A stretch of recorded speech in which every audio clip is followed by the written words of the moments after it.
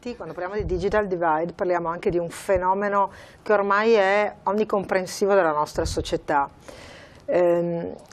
Si tratta di linguaggio, si tratta di costume, si tratta di infrastrutture, si tratta di nuovi modelli di una società che è stata influenzata e si sta influenzando anche attraverso il tema di come si muove anche una certa criminalità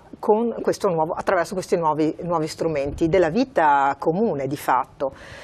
La scuola, come sempre, è la prima ad intercettare i cambiamenti perché è la prima a dover fare i conti con questi. E quindi proprio all'interno della scuola il tema delle nuove strumentazioni, dei nuovi linguaggi sta avendo un ampio spazio, non solo perché ce ne occupiamo e questa sera so che lo tratteremo anche di qualche fatto di cronaca che poi ci interroga sui grandi cambiamenti attraverso anche i messaggi che passano sulla rete, però soprattutto perché è patrimonio comune di questa generazione. Le generazioni cambiano anche in funzione di quello che è il contesto sociale e oggi si parla di generazione digitale perché hanno un altro approccio, un'altra forma menti, su un altro tipo di reazioni rispetto alle sollecitazioni che vi sono ed è evidente che la scuola è quella che per prima ne diventa non solo un momento di formazione, quindi poter utilizzare queste strumentazioni per renderle effettive, efficaci e positive nella forma di educazione e nel modello educativo che poi deve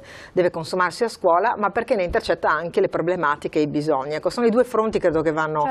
utilizzati, quello della formazione per poter veicolare di più e meglio attraverso i nuovi strumenti il sapere, ma anche quello di intercettare i cambiamenti che i ragazzi ti portano necessariamente come loro vita di quotidianità e che ti interroga su come viene modificato il mondo attraverso anche questi nuovi fenomeni.